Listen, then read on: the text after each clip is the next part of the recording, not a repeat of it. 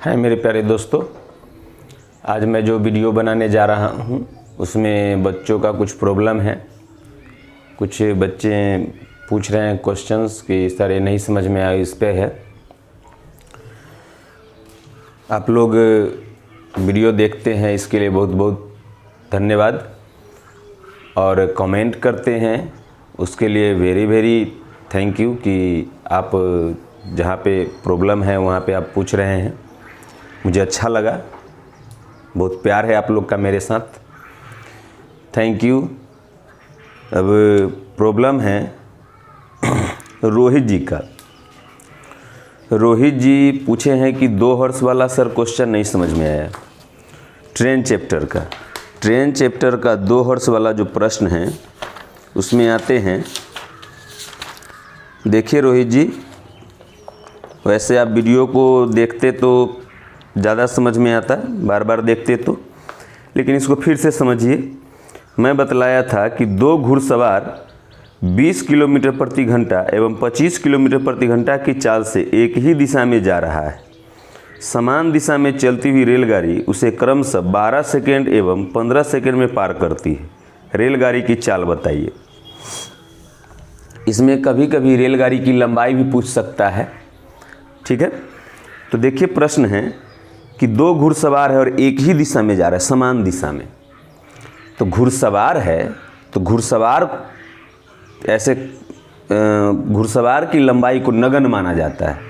तो ऐसे घुड़सवार को ट्रेन पास करेगी तो ट्रेन अपनी लंबाई जाएगी, अपनी लंबाई जाएगी ना। ट्रेन जब किसी घुड़सवार को कोई ट्रेन पार करेगी तो केवल अपनी लंबाई जानी होगी उसे। और दोनों घुड़सवार है तो दोनों में तो ट्रेन की लंबाई समान है। ट्रेन की लंबाई, अगर कोई ट्रेन किसी व्यक्ति को क्रॉस करे या घोड़ा को भी क्रॉस करे तो घोड़ा की लंबाई को नगण्य माना जाता है।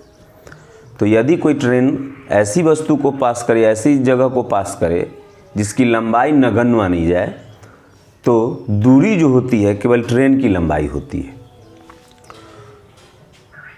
और ट्रेन की चाल हम मान लिए, ट्रेन की चाल मानते हैं, ट्रेन की चाल बराबर x किलोमीटर प्रति घंटा। तो दूरी होती है ट्रेन की लंबाई।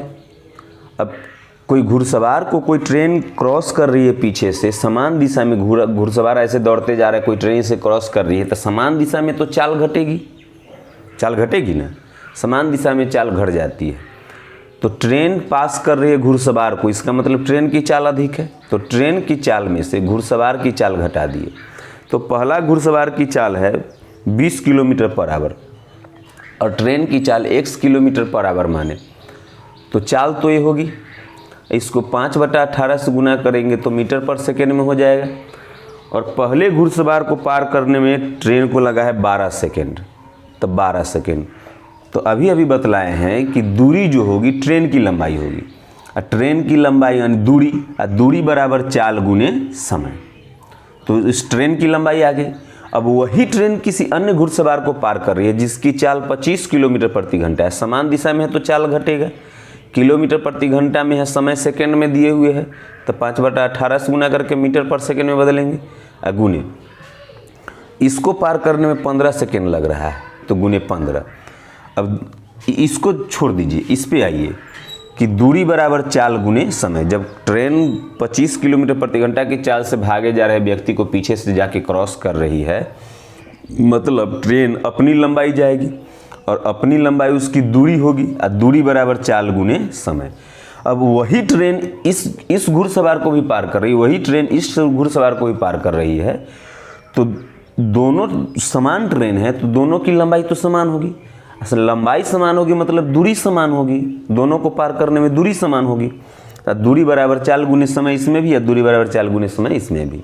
अब आ जाइए, ई से ई कट गया, 3 से ही कट जाएगा, 3 चौक 12, 3 पचे 15, तो ये आ जाएगा 4x माइनस 20 चौक 80। अब बराबर ये हो जाएगा 5x माइनस 20 25 पचे 125। 5 से ही दोनों में गुना होगा, 4 से ही दोनों में गुना होगा। 5x को उधर ले जाएंगे तो माइनस x बचेगा। 80 को इधर लाएंगे तो 125 में से 80 घटेगा तो माइनस आ जाएगा 20। अब 20 40 5 45, माइनस से माइनस कट गया तो x बराबर 45 किलोमीटर पर आवर। यह ट्रेन की चाल हो गई, ठीक है, यह ट्रेन की चाल हो गई। मिटा दूँ इसे, अगर यहाँ से मिटा दे रहे हैं x का मान अभी अभी निकाले, x बराबर 45 किलोमीटर पर आवर। अगर ट्रेन की लंबाई पूछे कि ट्रेन की लंबाई कितनी है, तो यही तो ट्रेन की लंबाई निकाले थे, ये निकाले थे या ई निकाले थे। तो दोनों में से किसी में अगर हम मान रख दे x का, तो ट्रेन की लंबाई आ जाएगी। तो ट्रेन की लंबाई हो जाएगी, ट्रेन की लंबाई बराबर x का मान 45 रख देते हैं, तो 45 माइनस 20 यहाँ पर, अगुने 5/18, अगुने समय 12 सेकेंड। इसमें भी रखेंगे तो उतना ही आएगा। तो यहाँ पर आ जाएगा 45 में से 20 गया तो कितना आ जाएगा 25। तो 25 गुने 5/18 अगुने 12। 45 में से 20 घटेगा तो कितना आएगा 25 ही ना, 25 20 45, ठीक है। 6 18, 6 दूना 12। अब तो कटेगा नहीं, तो कटेगा नहीं तो आ जाएगा 25 5 125, 125 दूना 250, 250/3। इतना ही मीटर लगभग ट्रेन लंबा होगा। लगभग क्या माने इतना मीटर लंबा होगा, ठीक है। ऐसे एक प्रश्न इसमें चाल पूछ रहा था, तो चाल यहीं पे आ गया था, ठीक है। उम्मीद करते हैं आप इस बात को समझे होंगे। और एक प्रश्न मैंने ट्रेन में 2 प्रश्न को मिला के एक ही बना दिया था, दोनों 100 मीटर का था। उसमें मैंने प्रॉब्लम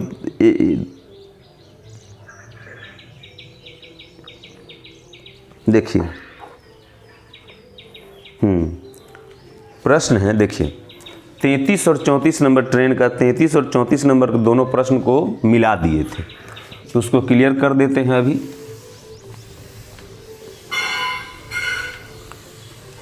बहुत अच्छा है कि कोई और मेरे बहुत पुराने स्टूडेंट वो फ़ोन करके बोले कि सर आप दोनों प्रश्न को मिला दिए हैं। थैंक यू मेरे दोस्त। देखिए मैं बतलाया था कि 100 मीटर लंबी एक ट्रेन समान दिशा में 6 किलोमीटर प्रति घंटा की चाल से जा रहे व्यक्ति को 5 सेकंड में पार करती है। यदि समान दिशा में ही जा रहे एक कार को यह ट्रेन 6 सेकंड में पार करता है तो कार की चाल कितनी है। तो 100 मीटर लंबी ट्रेन है, समान दिशा में 6 किलोमीटर प्रति घंटा की चाल से भागे जा रहे व्यक्ति को 5 सेकंड में पार करती है। तो व्यक्ति की चाल 6 किलोमीटर प्रति घंटा पता है, ट्रेन की चाल नहीं पता है, ट्रेन की लंबाई पता है। आगे कह रहा है कि यदि समान दिशा में जा रही एक कार को ट्रेन 6 सेकंड में पार करे, तो यहाँ 6 की जगह पर मैंने 8 ले लिया था, शायद यही प्रॉब्लम हुई थी। तो समझिएगा इस प्रश्न को कि 100 मीटर लंबी ट्रेन है और 6 किलोमीटर प्रति घंटा की चाल से व्यक्ति जा रहा है, उसको पार करने में 5 सेकंड का समय ले रही है। तो यहाँ से हम ट्रेन की चाल निकाल सकते हैं कि माना ट्रेन की चाल x किलोमीटर प्रति घंटा है, माना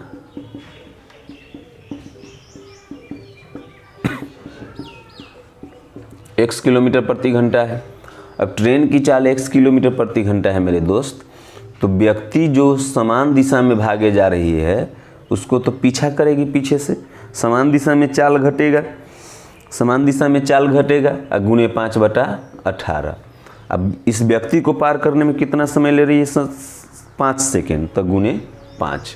देखिए समझिएगा, दूरी बराबर चाल गुने समय ना। अब व्यक्ति को पार कर रही है तो दूरी जो होगी ट्रेन की लंबाई होगी। अब वह ट्रेन की लंबाई कितनी है 100 मीटर, तो 5 5 25, 25 चौका 100, तो 18 चौक 72 बराबर x माइनस 6, तो x बराबर आएगा 72 6 78 किलोमीटर पर आवर। तो यहाँ से ट्रेन की चाल पता हो गई, ट्रेन की चाल पता हो गई। तब कह रहा है कि समान दिशा में ही भागे जा रहे कार को ट्रेन 6 सेकंड में पार करती है, तो कार की चाल कितनी है। तब तो ट्रेन की चाल पता हो गया। अब ट्रेन कोई कार को पार कर रही है और कार की लंबाई न पूछ रहा है न दिए हुए है, इसका मतलब कार की लंबाई को नगण्य माना गया है, एकदम न के बराबर। मतलब कि कार को कोई ट्रेन पार करेगी तो दूरी जो होगी ट्रेन की अपनी लंबाई होगी। तो ट्रेन की अपनी लंबाई दूरी हो जाएगी, तो फिर दूरी बराबर चाल गुने समय, तो दूरी 100 मीटर और चाल, तो समान दिशा में भी कार जा रही है, उसको पार कर रही है 6 सेकेंड में, तो चाल तो हो जाएगी। ट्रेन की चाल में से कार की चाल घटा लेंगे, कार की चाल y किलोमीटर पर आवर मान लिए, गुने 5/18 और समय लगा कितना 6 सेकेंड, 6 सेकेंड तो गुने 6, ठीक है। तो ये 100 बराबर 78 माइनस, अच्छा ये काट दीजिए, 6 से ही 3 बार में और 5 से ही 20 बार में। इस बात को समझे ना कि ट्रेन कोई अगर कार को कोई ट्रेन किसी कार को पार कर रही है और कार की चाल ना तो दिए हुए है और ना ही पूछ रहा है, तो ना दिए हुए है ना पूछ रहा है, तो कार की लंबाई न दिए हुए है न पूछ रहा है, ठीक है।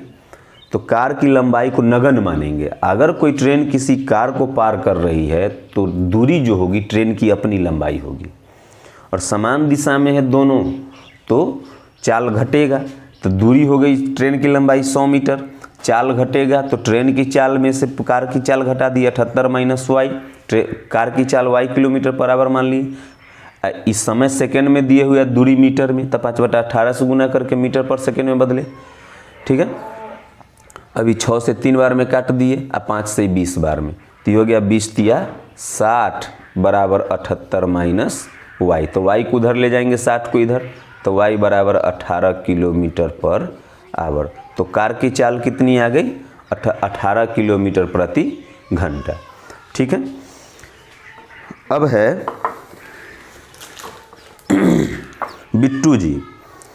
बिट्टू जी को टॉपिक 3 समझ में नहीं आया है।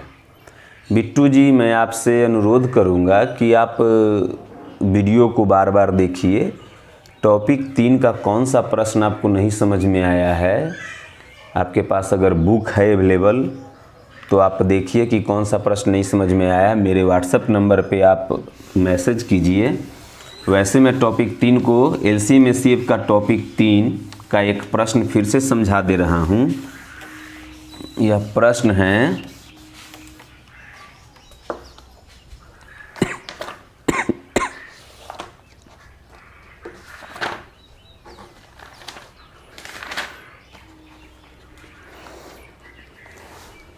देखिए टॉपिक 3 में न्यूनतम पूर्ण वर्ग संख्या वाला प्रश्न है, न्यूनतम घन संख्या वाला प्रश्न है।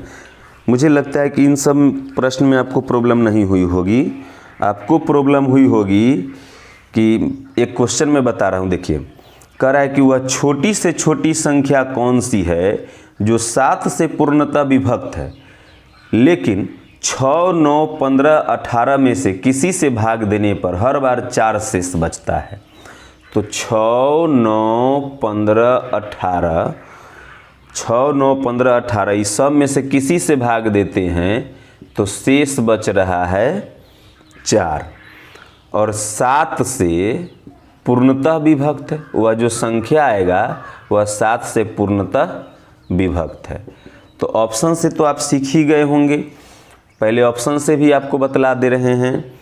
पहला है ऑप्शन 94, दूसरा ऑप्शन है 184, तीसरा ऑप्शन है 364, चौथा ऑप्शन है 454। तो कह रहा है कि जो संख्या आएगी इस सब से भाग देने पर जिसमें 4 शेष बचता होगा, उसी संख्या में अगर 7 से भाग देंगे तो पूर्णतः विभक्त होगी, मतलब 7 से भाग देने पर पूरा पूरा कट जाती होगी। तो 7 से इसमें भाग देंगे तो 13 सत्ते 91 होता है 91। तो 7 से तो ये कटा नहीं, 7 से इस तो ये आंसर होगा नहीं। 7 से इसमें भाग देंगे तो 7 दूना 14, शेष बचा 4, 4 पर 4 44, तो 7 छक तो 42 होता है। इसमें 2 शेष बच गया तो ये भी उत्तर नहीं होगा। 7 से इसमें भाग देंगे तो 7 पचे 35, 1 4, 7 दूना 14, ये कट गया तो ये उत्तर हो सकता है। 7 से इसमें भाग दे के देखिए, 7 छक 42, 42 तो बच गया 3, 3 पर 4 34, तो 7 बचे तो 35 होता है, तो ये भी उत्तर नहीं होगा, तो उत्तर हो गया 364। अब इसको बाई प्रोसेस बनाएंगे तो यह ध्यान रखना है कि जिस संख्या से भाग देते हैं उसका लसन निकालते हैं, लेकिन इसमें 7 का लसन नहीं निकालेंगे। ठीक है, तो लसन निकालेंगे इनका, समझिएगा प्रश्न को, इस सब का लसन निकालेंगे तो 2 से 3 9 15 9, फिर लगाएंगे 3 से 1 3 5 3 और लगेगा 3 से 1 1 5 1। अब इन सब का गुना कर दीजिए, 2 तिहाई 6 छत्री 18 18 पचे 90, तो लसा आ गया हमारा 90। तो देखिए हमको ऐसी संख्या लेना है जो 90 में किसी अंक से गुना करके 4 जोड़े, शेष 4 बचने के लिए कह रहा है। अब देखिए 90 जो है वो तो इस सब से कटिए जाएगा, इसका दुगुना भी करेंगे तब भी सबसे कट जाएगा, इसका तिगुना करेंगे तब भी सबसे कट जाएगा, 5 गुना करेंगे 7 गुना करेंगे 100 गुना कर देंगे तो ये सबसे कट जाएगा ना। तो 90 तो इस सबसे कट रहा है, लेकिन 4 शेष बचने के लिए कह रहा है, तो 90 में 1 गुना 2 गुना 3 गुना करेंगे तो ये जो होगा इससे कट जाएगा, 4 जोड़ देंगे तो 4 शेष बचेगा, क्योंकि 4 शेष बचने के लिए कह रहा है। यह जो संख्या आनी चाहिए जो कैसे विभक्त हो, 7 से पूर्णतः विभक्त हो, 7 से पूर्णतः विभक्त है। अब k का मान 1 लेके लेंगे, देखेंगे 2 लेकर देखेंगे, k का मान 1 लेंगे तो 90 इकाई 90 या 4 94, 94 7 से नहीं कट रहा है तो ये उत्तर नहीं होगा। 2 लेंगे k का मान अपने मन से, 90 दूना 180 या 4 184, 184 7 से नहीं कट रहा है। 3 लेंगे k का मान तो 90 या 270 या 4 274, 7 से भाग दे के देखिएगा नहीं कटेगा। 4 लीजिएगा जब k का मान, k बराबर 4 तो 90 चौका 360 है 4 364, तो 364 जो आया उस 7 से कट रहा है, अतः हमारा उत्तर 364 हो जाएगा। ठीक है, मिटा दें।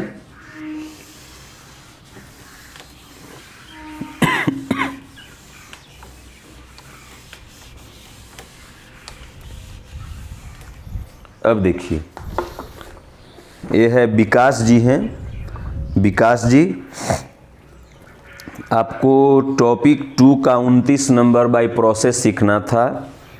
देखिए अब मैं प्रयास करता हूं कि आपको समझा दूं, बट उसका ऑप्शन मेथड जो था बहुत मस्त, ऑप्शन से ही आप चेक करके देख ले सकते हैं एग्ज़ाम में कि ऑप्शन से 29 नंबर प्रश्न है, वह छोटी से छोटी संख्या कौन सी है जिसमें 7 9 11 से भाग देने पर शेष क्रमशः 6 7 व 8 बचे। तो अलग अलग संख्या से भाग देने पर अलग अलग शेष बचे तब। तो देखिए इसका कह रहा है कि 7 9 11 से भाग देने पर शेष क्रमशः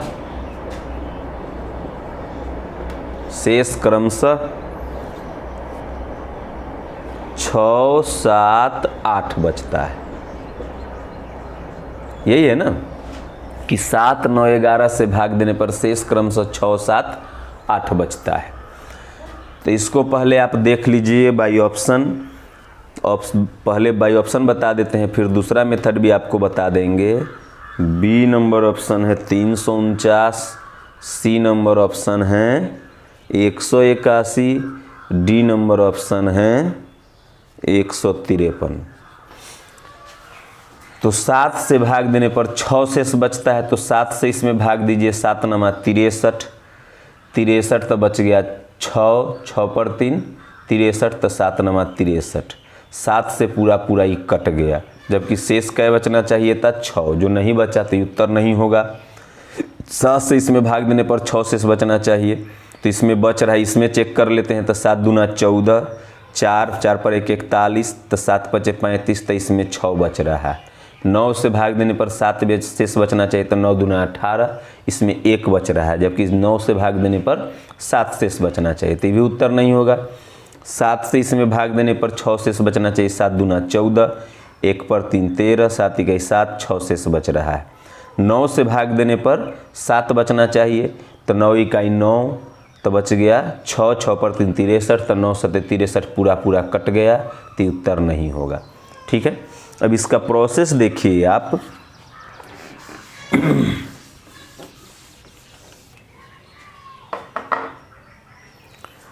प्रोसेस यह है कि देखिए 7 से भाग देने पर 6 शेष बच रहा है, तो अंतर 1 का। 9 से भाग देने पर 7 बच रहा है, तो अंतर 2 का। 11 से भाग देने पर 8 बच रहा है, तो अंतर 3 का। तो इसमें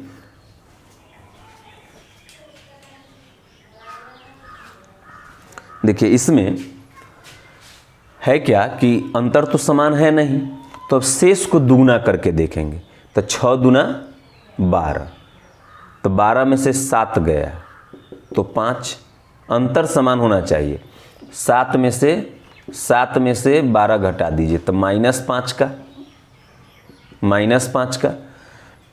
7 का दुगुना करेंगे 14, 14 में से 9 गया, मान 9 में से 14 गया, तो -5 का। 8 दूना 16, तो 11 में से 16 गया, तो -5 का। अंतर समान हो गया ना। शेष में 2 से 3 से 4 से गुना करके देखेंगे कि अंतर समान आ जाना चाहिए। ठीक है, बात आ रही समझ में। तो शेष को कै गुना किए हैं? दुगुना। 6 दूना 12, 7 दूना 14, 8 दूना 16, दुगुना किए। इस बात को केवल याद रखना है। अब जो संख्या था उसका लसा निकालेंगे, तो लसा निकालेंगे तो लगेगा नहीं। तो 7 गुने 9 गुने 11, तो 11 नमा 99, 99 अगर 100 होता तो 700, और 7 कम है तो 693, 693 आ गया। अब देखिए आपको याद होना चाहिए कि अलग अलग संख्या से भाग देने पर अलग अलग शेष रहता था। अलग अलग संख्या से भाग देने पर शेष अलग अलग रहता था, लेकिन शेष और भाजक और शेष में अंतर समान रहता था। तो अंतर को क्या करते थे? घटाते थे ना। तो 693 में से घटाएंगे, और किसको घटाएंगे? -5 को। तो ये कितना आ जाएगा? 698। माइनस माइनस प्लस हो जाएगा। अब इस शेष को दुगना किए थे ना, तो इसको आधा कर दीजिए, तो ये हो जाएगा 3 4 9। यही हमारा उत्तर हो गया। समझिएगा फिर से बात को। शेष को दुगना तिगुना चरगुना मैंने कयो गुना करके देखेंगे अपना मन से, केवल अंतर समान आ जाना चाहिए। तो यहाँ देखें कि शेष को जब दुगना किए 6 दूना 12, तो 7 में से 12 गया, -5 का अंतर आ गया। 7 दूना 14, तो 9 में से 14 घटाए तो -5 का अंतर आ गया। 8 दूना 16, तो 11 में से 16 घटाए तो -5 का अंतर आ गया। अब जिस संख्या से भाग देते थे उसका लसा निकालते हैं। लसा निकालने के बाद जो समान अंतर रहता है तो उसको घटाते थे। आप और वीडियो देखिएगा लसा मसा के टॉपिक 3 का, आपको समझ में आएगा। टॉपिक 3 का नहीं, टॉपिक 1 का भी देखिएगा तो समझ में आ जाएगा। ठीक है, टॉपिक 1 नहीं, टॉपिक 2 का। टॉपिक 2 का ही आप वीडियो देखिएगा तो समझ में आ जाएगा। ऊपर टॉपिक 2 का ही वीडियो देखे होंगे तो आपको समझ में आई होगी बात। तो अंतर घटाते हैं, समान जो अंतर रहता है समान अंतर वो घटाते हैं। तो 693 में से घटाएंगे -5, तो माइनस माइनस तो प्लस हो जाएगा, 698 आ जाएगा। और शेष को दुगना किए थे तो आधा कर देंगे, अगर तिगुना किए होते तो 3 से भाग दे देते।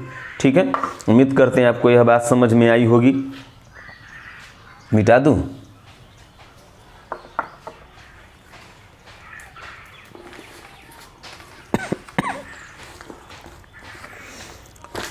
हाँ, अमन जी का प्रॉब्लम था कि अमन जी मैं भी थोड़ा सा अपसेट चल रहा हूँ। अपसेट क्या मतलब, मन नहीं लग रहा है, मेरा भी क्लास बंद है। सो आप लोग का प्यार मेरे साथ है। आप मैसेज किए हैं कि सर क्लास खुला रहता तो ज़्यादा मन लगता, मैं क्या करूं। अभी ज़िंदगी रहेगी तो पढ़ तो फिर लेंगे, मन तो फिर लग जाएगा।